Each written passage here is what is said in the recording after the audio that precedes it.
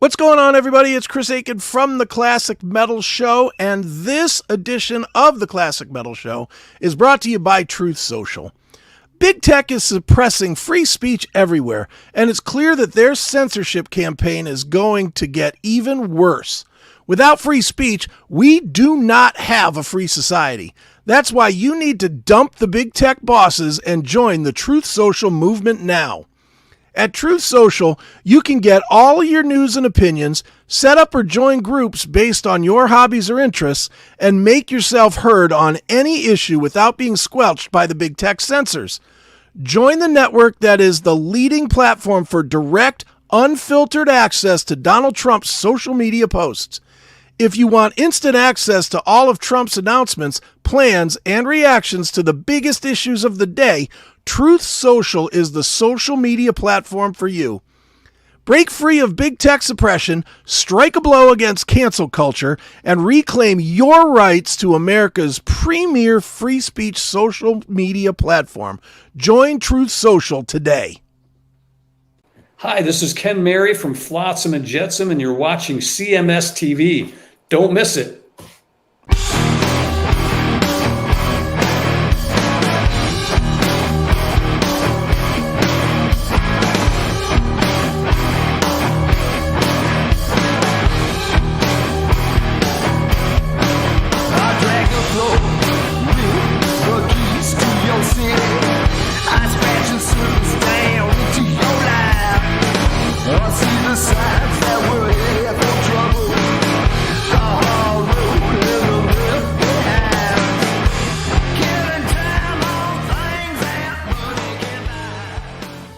I, of course, am Chris Akin, and today on the show, we are going to be talking to a guy that plays with damn near everybody. I swear his name's on half of my collection.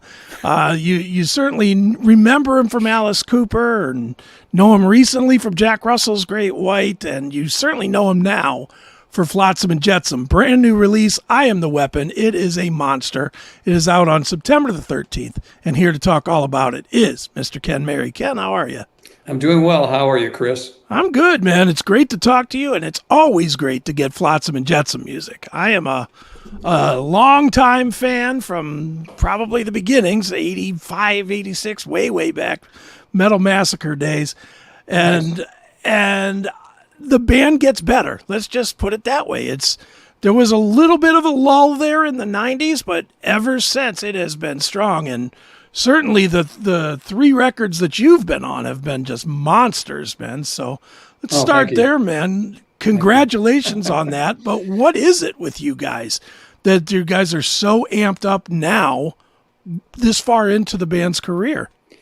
Well, if I'm going to try to define it, which I don't know if you really can, because I think that ultimately it's just a chemistry that's really between this group of guys, and it's really kind of exciting. I mean, for us, we don't really understand why it works this way, but it just seems like we're all writers. Everybody in the band is and has been actually for the last 4 albums. And I actually was excited about the self-titled album, and that's why when I had the opportunity to join, I actually joined. I think without hearing that self-titled album, I'm not sure I would have been as excited about the prospect. I mean, it's, when I had that album, we recorded the drums for that in my studio with Jason Bittner.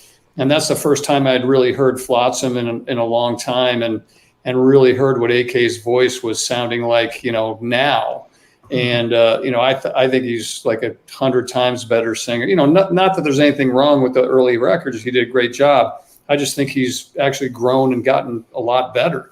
So I think there's really a chemistry in terms of the writing that happens, and it's on this last album, it's I'll just be honest, it's and probably the previous one as well. It's mostly Steve and Mike and AK and myself. Bill had some great music material for this album, and unfortunately, we just didn't get the time to get around to it.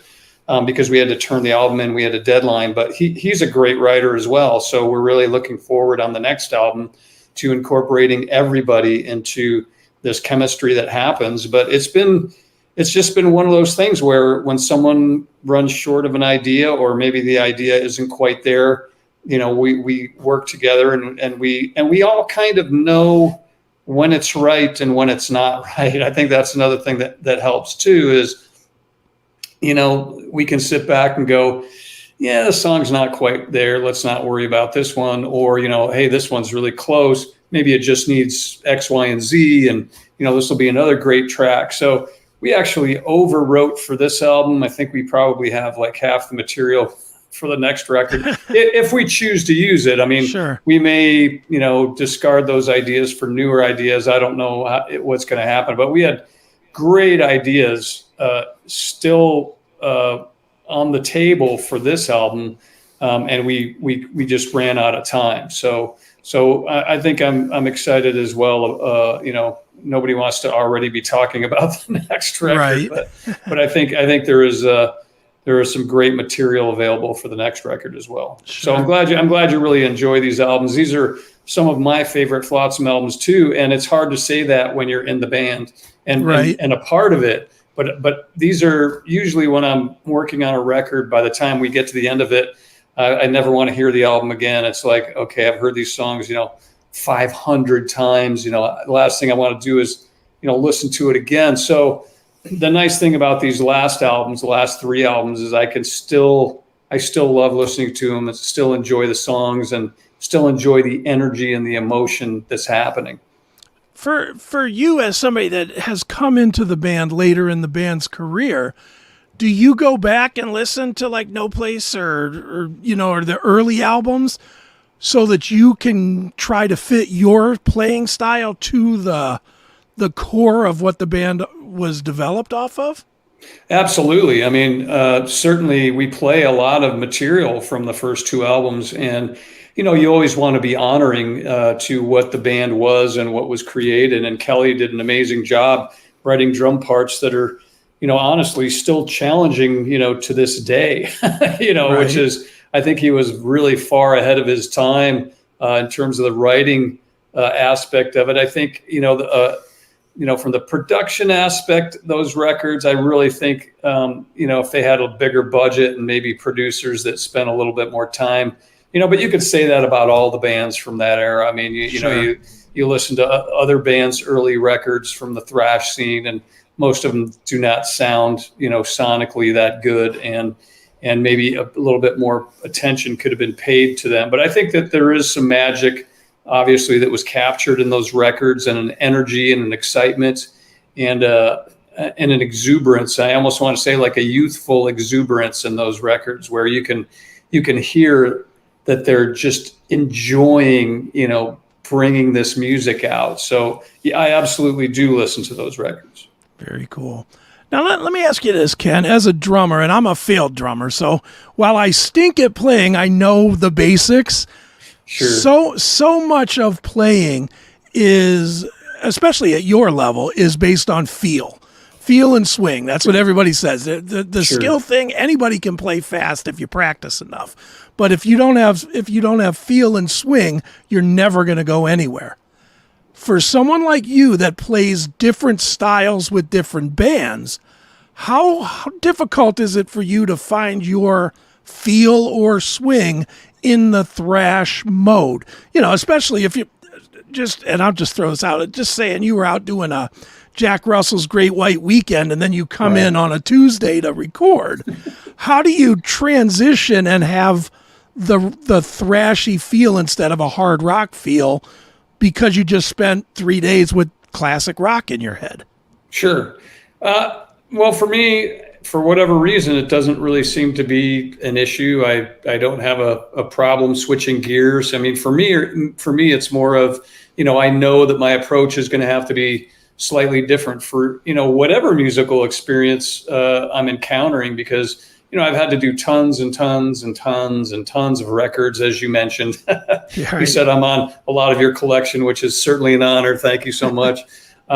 So, having to play with so many different artists over my career, and so many different styles, and so many different approaches, it's fairly easy for me to just change gears. But I will say this: Flotsam the aggressiveness of something like Flotsam is something that if you are not in shape musically, like if I haven't been playing anything to do, like that's speed, that's at these type of high speeds, then I think it is a little bit more difficult to just jump in. But I'm usually fairly well rehearsed for everything. And when I'm working on my own like skills as a drummer, I'm always, speed is certainly one of the areas that I'm concentrating in, along with groove. I mean, there's so many different things you can Sure. practice on, and I have like a little regimen that I do that's, some of it's groove, some of it's speed, some of it's chops, some of it's soloing, some of it's, just different areas that I sort of focus on. So for me personally, that it hasn't proved to be a problem. When you write, do you write toward the music, or do you come up with a part and then speed it up or slow it down based on whichever project you're working on at the moment? Well, if you're talking about writing actual music, Right. like melodies, like I usually tend to write the choruses first. Choruses have always been kind of a strong point for me. And I always like to not waste time. I know it sounds weird, but, songwriting, how could you ever waste time? Well, you don't want to be spending a lot of time on some song that you kind of go like, the song doesn't really have it. So I always kind of focus in on the chorus.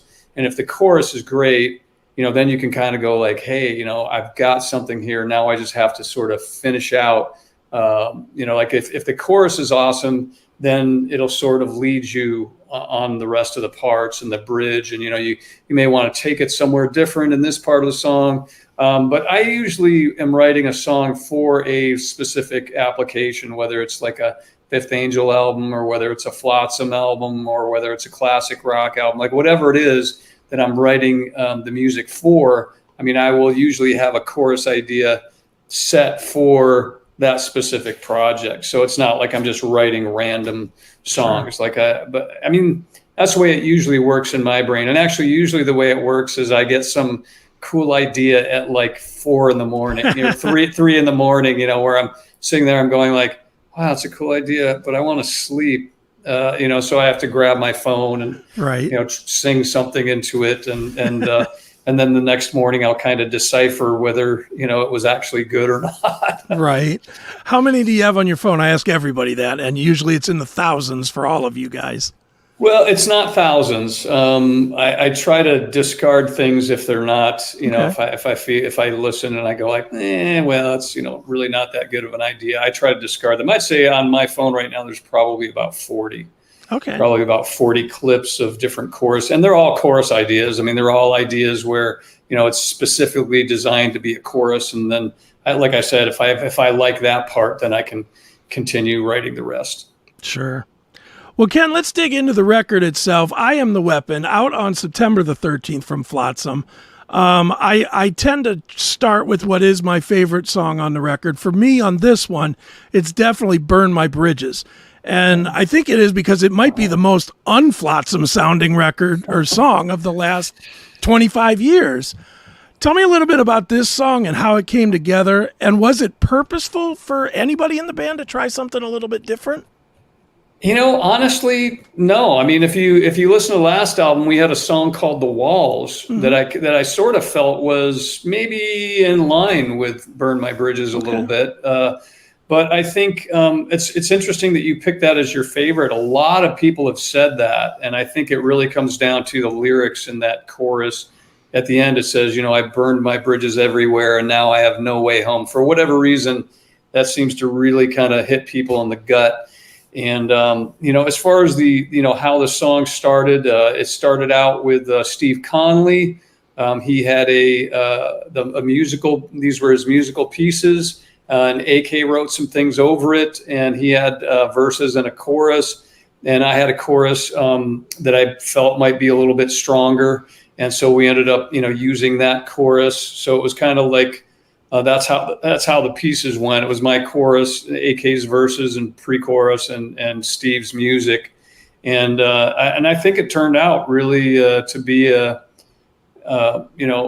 I don't know. It's kind of weird because we didn't know that this would be a song that would really hit people. We just kind of felt like this was a cool song we weren't sure if it would necessarily be one of those songs where people go, hey, that's a single. But a lot of people have told us, hey, that's our favorite song. The label told me that was their favorite song. And you kind of go like, okay, you know, I figured like, you know, I Am the Weapon, or, you know, New Kind of Hero, you know, something that's a little more aggressive in terms of just the tempo and being more of like what you said, you know, like maybe a little bit more standard Flotsam. But for whatever reason, people seem to really connect with this track. And I think it's a beautiful thing. I mean, I think anytime anybody connects with your art, you know, all we try to do in Flotsam, and you probably heard this in our interviews like 100 times, but it's really true. We try to make ourselves happy, because if, you know, even when I'm producing other bands, when I've produced other bands, I've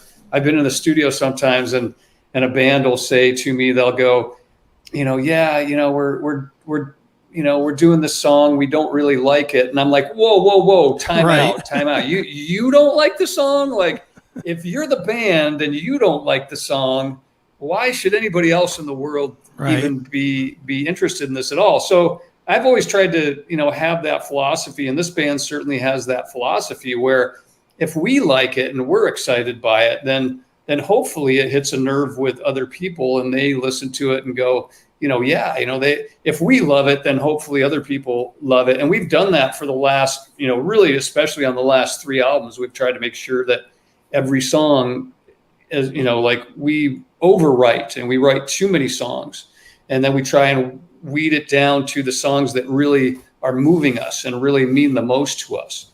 And that's what we've done on the last 3 records. And so far, I mean, from all, you know, critical response, I mean, you know, the critics seem to have been like, you know, wow, these are like the, you know, best Flotsam albums ever of the band's career. And you know, that's truly unique and you know, quite an honor, really, because it's hard to beat nostalgia. You know, like when someone grows up with those first 2 albums, how could you ever overcome that? You know what I'm saying? Like, because it's something from their youth, and it brings back a time and an era, and it brings up those feelings when they were young. So for somebody to sit there and tell me, yeah, these are my favorite Flotsam albums ever, I'm just like, wow, you know, that's a huge, that says so much. And I'm just like, wow, you know, we're very honored that you feel that way, because it's not easy to overcome nostalgia. Well, yeah, and you know, Ken, the honest truth is, I'll speak for myself only. The reason I think that these 2 records are definitely on par with the original 2, 3 records, maybe even up to Quattro, was even all those other records, while they had some amazing songs on them, they also had some immaturity in the songwriting, where all the songs weren't, you know, highly focused. You guys are all older, you know how to write, you know what you're supposed to do, and you come in and just nail it. So it's 10, 12, 14 songs in a row that are just boom, boom, boom, boom.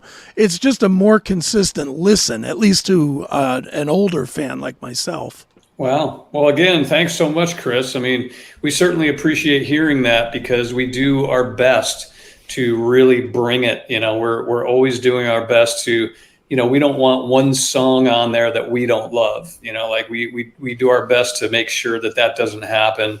And so that, you know, hopefully it hits those nerves, you know, where people are listening and they have an emotional connection, because that's really what we're trying to do. I mean, I always joke about it, but I always say, like, we write songs that we try to take over your life.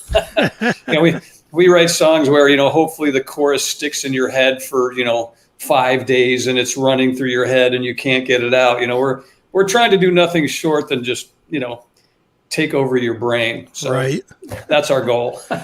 Very good. Well, Ken, the other song I wanted to ask you about was, and you mentioned it, I Am the Weapon. So heavy. I maybe the heaviest in the history of the band. I can't think of a song that's heavier than that. Was that on purpose, or where did that one come from? Is that from a guitar riff, or you? Well, that was Steve's music. Okay. You know, he had a demo and had all the parts. You know, all the parts were down, and I think most of the lyrics and melody on that specific one were mine. There's a lot of other songs, I mean, AK is a, another incredible writer. I mean, he's Sure. written, on 15 albums now, and I don't want to make it sound like I'm, writing stuff, but on that specific one, I did write the lyrics and melody on that one. So that one was kind of a, I'm trying to, it just kind of popped out, and it was very aggressive and it was heavy. I'm not sure it was like what you're saying, like on purpose. Like we didn't set out, like Steve didn't go like, hey, I'm going to write a really fast, aggressive song. I think he tends to write riffs that he's just feeling. And we've done some writing together, where I've, like we'll work with a certain groove and a certain tempo, and he'll, and I have some ideas for a riff and he'll write a riff. This was all his, this was all his idea, and he just wrote what he was feeling. So, and then, I put the drums to it, and then, we put put everybody else's parts on it. And it turned out to be, a pretty cool track. I mean, I agree with you. I like that song a lot. Like, I think the song turned out a lot better than any of us thought it was going to, I guess, is a good way to describe it. When we were first demoing it up and everything, we were like, it's kind of cool. But then when we finished it, we were like, wow, this song is ripping. This has to be on there. So, but, I guess when you're in the middle of working on them, sometimes you really never know, what's going to happen. How's it going to turn out? You're really, sometimes you can't even really tell till the album's mixed. I know on this album, we were sitting talking amongst ourselves, and every album we try to top ourselves. We try to, like with the End of Chaos, we were like, oh my gosh, how are we going to top this record? And then, we wrote Blood in the Water, and we were like, wow, like we feel like we topped it. And then we were like, oh my gosh, how are we going to top Blood in the Water? Like, what are we going to do? And so we just started writing and not really worrying about it. And then at the end of this one, we've had a lot of people say, like a lot of people that are in press or at the label or friends or family or whatever that have heard the new album, and they're like, this is our favorite album, of all of them. And we're like, wow, great, cool. Like we can't really, we almost can't really tell at this point. We're just trying to write stuff that really we love, and that's about all we can do. So it's just kind of funny, like some people are like, this is the greatest album ever. And we're like, we're just a little surprised, because like I said, we, as being so close to it, I think sometimes it's a little difficult for us to even evaluate, where we are in terms of, this album versus this album. It's kind of a difficult thing to evaluate. Sure. Do you find in your head that it grows or changes 6 months later because you get away from it a little bit and then you listen to it back? And I mean, I know you're a musician and you guys all have I would change this and I would change that, as soon as you hear it recorded. But just in general, and I'm not only asking about Flotsam, but anything that you've done, do you find that you have a totally different eye or ear for it 6 months, 8 months later? Well, I think you do need some separation to do what we just talked about, which is, evaluating, where you can really kind of sit back and evaluate what kind of art you created, what kind of painting did we make here? Sure. And I think when you're in the middle of it, you're in the middle of the fight, you're trying to get everything right. You're trying to make sure the songs are moving you and make sure they're moving other people. And you're in the middle of that fight. It's a little hard to really assess that. But for me, usually, like if I just take a little bit of time off from it, don't listen to it for a little bit, and then stick it in my car and go for a drive, then I can really tell, what happened. And I still love, like that self-titled album. I didn't play on that, and I didn't write on that, but I loved that album. That was in my car for months. And these new records, I mean, I should be completely sick of them. Like I should never want to hear them ever again. And I still love listening to them. And I still, when you talk about going back and saying, oh, I wish this was different and wish that was different. I think sometimes in the production, there's little things like, oh, I could have heard more of this tom fill. Oh, I wish, this guitar was a little louder, or this thing, like there's some little mix issues, but generally speaking, with the songwriting and the actual playing and performances, I'm pretty happy. Like I sit back and I listen, and there's really nothing I would change about any of that. Maybe just some small little, mix things here and there. And Jacob Hansen is incredible, by the way. Yeah. He's an incredible mixer.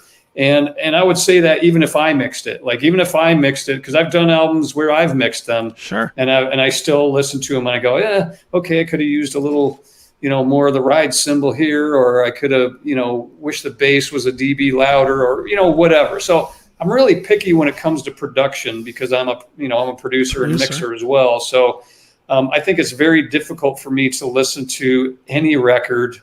And I'll tell you a funny story real quick. Okay, sure. I think it's a funny story, but one time it shows you that my brain never shuts off when it comes to production and how something sounds. And I was in my bathtub and I was kind of half asleep. And my wife was in the bathroom, and there was an album playing. I don't want to say what album it was, but there was an album playing, and she walked into the bathroom, and I'm kind of halfway comatose, and right. she goes, oh, I love this song, and my immediate response, being like half asleep, was, vocals are too loud in the mix. Yeah, it's like so I'm like half asleep in the bathtub, like almost comatose, and I'm still in my brain evaluating the production on somebody else's record. That's great. I just thought it was funny, it's just, and it's really hard, once you do that, to just sit back and listen to albums for enjoyment, So that's one thing. I don't want to take too much of your time and just monopolize the conversation here, but I've also found a new format where I've really enjoyed listening to music as a fan again. Okay. And I'll just tell you real quick. I found an old Kenwood stereo receiver from it must be 70s or 80s. And I didn't think it was going to work. I thought I was going to have to get rid of it, but I took a weekend and I just cleaned all the pots out of it, cleaned it all up, got it so it didn't make crackling noises all over the place, hooked up some old speakers, old Infinity speakers to it, and started listening on my phone to things like, and these are like in your picture, you have reference monitors behind you, right. And those reference monitors are made to evaluate music, not necessarily for listening enjoyment. They're supposed to be flat. They're supposed to show you deficiency in the music. Same with the speakers I have behind me. Mm-hmm. These are reference monitors. These are not speakers you listen to for enjoyment. So it was really amazing to go back and listen to music on speakers and a stereo system that's built to just enjoy music.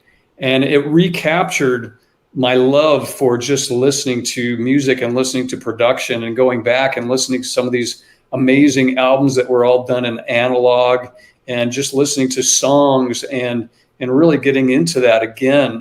So it was really almost a reawakening in me of listening to music for just pure enjoyment instead of evaluating every aspect of the recording. Very cool. Well, Ken, let me ask you, touring, obviously that's generally bread and butter for you guys. Are there plans, or are you waiting until next year's festivals? What are the plans right now? No, we actually have been playing and touring. Okay. We did a U.S. tour earlier this year. We did. We were back there in Europe. We did some shows and trying to remember the festival that we just did. Oh. Grass Pop, yeah, wow, kind of a huge one. Yeah, I would say there's only like 50,000 people there. So we played Grass Pop. We played some other shows, and we had done. We're going to be doing another run coming up here, August 1st. We fly back to Germany for Wacken, wow. And then we fly back like a week later and play Dynamo Festival and I think 5 other shows. So. We've been active. We're also scheduled on 70,000 Tons of Metal, which is coming up in January of 2025. That's a big, it's like one of those Monsters of Rock cruise things. So that should be a lot of fun. We're definitely looking forward to that too. Right on. Boy, you're going to play in front of 1 million people in 6 months. It's great. Well, we're going to play. We played in front of a lot. So, it's the festival season is always a great thing for us. And with a new album coming out, hopefully these people will remember and support us, with the new record. Absolutely. Well, Ken, let me move to a couple other things of your career. Obviously, the rock news is out there about Jack Russell retiring, and Sure, yes. certainly, I think anybody that saw any of the videos knew he was really struggling. And I'm not trying to belittle him. He's always been so nice to me, and everybody Sure. I've ever talked to says he's like one of the nicest guys. If you know, how is he doing health-wise, and do you think it's the right move for him to kind of get off the road and take care of himself as best as he can? Well, whenever your health is at stake, I'm going to be the first one to say, yeah, you have to get your health together and in order. And from what I know, I've been trying to, get in touch with them, and obviously there's a million people trying to get in touch Sure. with them right now. So, but Heather and Jack are in our prayers, and you saw the diagnosis from his public announcement. That's not necessarily a good diagnosis, of course. So can doctors be wrong? Yes. And we're praying that he completely, recovers and gets back to full health. I mean, that's what we would love to see. But in terms of, where he's been, the last few years, I've toured with him for 3 years, and I wasn't there on a couple of shows where I guess he had a really tough time. So I didn't actually see those shows myself. I heard about them. Sure. But anytime I've toured with him, he's always been, in my opinion, amazing in terms of, Jack, singing. He's the voice. He is the guy who wrote those songs and felt those songs and wrote those lyrics, and he's in my opinion, he's one of the best ever. So. What was the actual question? I was just asking. Was it time? Was it time, and how is he doing? If you knew. Well, as far as I know, it's a struggle, right now, and the diagnosis is not, it's not the kind of diagnosis that you want to get. Right. So certainly, everybody just needs to keep Jack and Heather in their prayers, and let's hope for the best. I think a lot of times too, doctors can be wrong. They can make mistakes. Things can be misdiagnosed. Things can be as a result of medications interacting. Who knows? Like, we don't know exactly what's going on here, but we're certainly hoping for the best. Is it time to step out? I think if your health is challenged to the degree, that he's dealing with, currently, I think it, unfortunately, there is a time. There is a time for all of us where we will have to, not. Do the things that we love. And, I do think, if your health is at stake, you have to stop and try to do your best to regain it 100%. Right on. And let me ask just one more about you personally, I guess, and answer to whatever level you want to. You've done, outside of being band guy, which you've obviously been in a bunch of bands, and and all the rigmarole that comes with that, the touring, the buses, the Sure. vans, every which level there is of that. You've done so much of that, but at the same time, you've done so much session work and so much production work. I'm going to guess you don't need to be in a band, and you could probably make a pretty darn good living just playing for people when they need an awesome drummer to come in, or doing production, or both. What keeps you going to the harder lifestyle of being in bands, going out on the road? Do you love that, or does it just what you know? I mean, what keeps you into that? Well, honestly, I am into it for the love of the art. I mean, that's really the only thing I could say. I mean, you are correct. I don't need to do it. I'm doing this because I am, in this case, I was a fan of Flotsam, and Sure. So I love the music. It's exciting. It's fun to play. Big fan of the music, for one. Being part of the music is a whole nother level of enjoyment, and I've certainly enjoyed that. So for me, it really just comes down to the love of the art, and also honestly, my favorite part, and some people, think I'm joking or I'm not being 100% serious, but it is my favorite part, like meeting the fans and just, like where they actually appreciate your art and what you're doing. Because I can think of no higher compliment as an artist, and I think musicians, sometimes it almost sounds like we're being, kind of narcissistic, saying we're artists, but okay, Sure. that's what people say, you're an artist. Okay. So as an artist, the highest compliment somebody can give you is that they are spending their hard-earned money and time, listening to your art or looking Right. at your art. And so for us, I think it's a great honor, and I always enjoy meeting the fans. And so that's another reason that I do it too. That's literally my favorite part of this business is, like sometimes people have come up on the road, and there's around the country and in Europe as well. Like sometimes I just have these fans of mine, I guess Right. is the best way to put it. And they'll bring a stack of 40 albums that I've Right. played on for me to sign or whatever. And I'm always honored by this. I'll sit there and sign every single album. I'll sit there and sign every single one. Cause I feel like, what, this person has honored me, spending their time and effort, listening to my music. The least I could do is sit there and sign these things and spend a little bit of time with them. So Sure. that's why I continue doing what I'm doing. Well, you've got more backbone than me in that area. My co-host on this show is Eric Ferentinos of Stephen Piercy's band.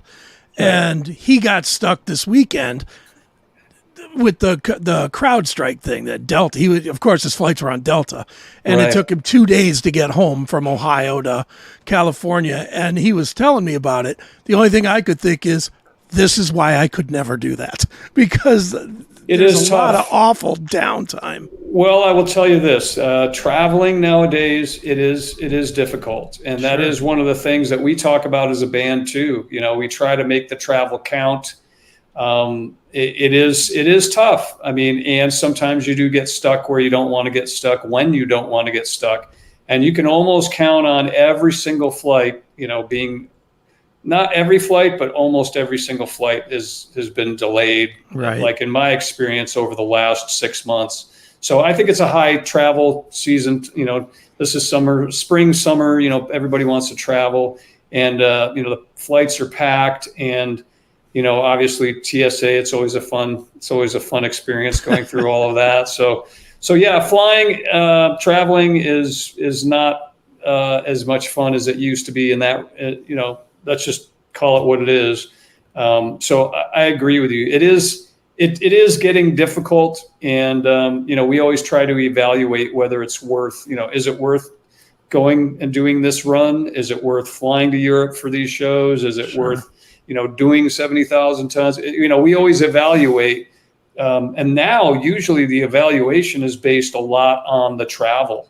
Is the travel something that's worth it for what we're going to be doing? So I hope that answers your question. Oh, it does. Do you think, and obviously we're pie in the sky reaching on this, but do you think it will be one of the major factors that factors into when you finally do decide to not tour anymore? I think it will. Well, that day is coming, and for me, it's probably coming sooner than later. I mean, if you look at how many years I've been in the business and how many years I have ahead of me, I have a heck of a lot more years behind me than I have ahead of me. So that time is coming up, and I'm already kind of mentally preparing to some degree, where I'm going like, okay, this is not going to be, part of my life anymore. Is it this next year? No, it's like, how far it is, I don't know, but it is something that I'm very aware of, and travel will 100% play a factor in that decision, because if the travel was easier, it wouldn't, it certainly, is something that you would have an easier time doing. Plus the thing that makes it tough now too is just the financial end of it. If you look at what bands were able to do, 20 years ago versus now, bands are having to tour, especially bands at the level of like Flotsam. We'll go out and play. I think the most we ever did was I think we did like 42 shows in 43 days, and different city every single night. So I challenge anybody to play an hour and a half of Flotsam material and do that, and go do 42 shows in 43 days. And the one day off was actually a travel day. We had a long bus ride on that day. So that, because of the finances, and because touring is so expensive and travel is so expensive and fuel is so expensive and crew is so expensive, we don't have the luxury to take, play a show, take 2 days off, play a show, take 2 days off. In the old days, and some of the huge bands can still do that. You'll see the Rolling Stones, they play a show and then have 3 days off and play a show. When you're the Rolling Stones, when you make $2.5 million a night, you could do that. You can do that. When you're Flotsam and Jetsam, you cannot do that. So, back to your question, yes, that will definitely play a factor in my decision. So hopefully, I always say if I'm not enjoying it anymore, if it's not fun for me anymore, then I'm not going to do it. And I'm trying to stick to that. There's been some travel recently that was not fun for me. So, right. Yeah. I hear you, man. Well, hopefully the travel stays fun for the touring cycle of the new record, I Am the Weapon. It is Flotsam and Jetsam, out on September the 13th. And Ken, where should we tell people to go to keep up with you and tour dates and buy the record, and not just stream it, but actually buy it? Well, it would be nice. It would be nice if they buy the record. I know it's going to be available at Amazon in the U.S. I know it's going to be on AFM in Europe. You can go directly to their website to follow us. Certainly go and check us out on we have a Facebook page, Instagram page. I would say those are better to watch than the website, just because we obviously have a website as well. But I think that the information will be more updated on social media. So go check us out on social media. You can check me out on social media, on Facebook, Ken K. Mary and Ken Mary 1. And on Instagram, I think I'm Ken K. Mary Official. So follow me, follow Flotsam, follow everybody, follow Chris, follow everybody. Right on, man. Well, one more time, it is Flotsam and Jetsam, I Am the Weapon. September 13th is the date, but you can pre-order it now, so do that. And Ken, this has been a lot of fun, man. Thanks so much for joining me here on CHRIS Akin Presents. Thank you so much, Chris. It's awesome. Thank you for having me on the show.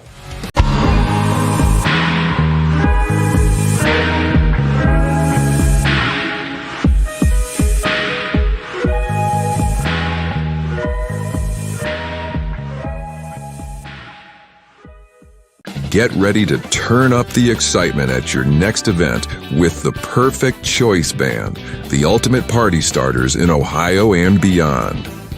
Picture this: 2 electrifying vocalists, a powerhouse rhythm section, and a horn ensemble that will blow you away. That's right, the Perfect Choice Band isn't just another cover band. We're here to transport you to the heart of the party with unforgettable renditions of your favorite hits. From classics to chart toppers, we've got your playlist covered. Our mission? To keep you singing and dancing until the stars fade into dawn. So, why settle for ordinary when you can have extraordinary? Call 440-346-5242 or visit us at perfectchoiceband.com to book the ultimate entertainment experience for your special day. The Perfect Choice Band, where every moment is music to your ears. Don't miss out. Book now and let's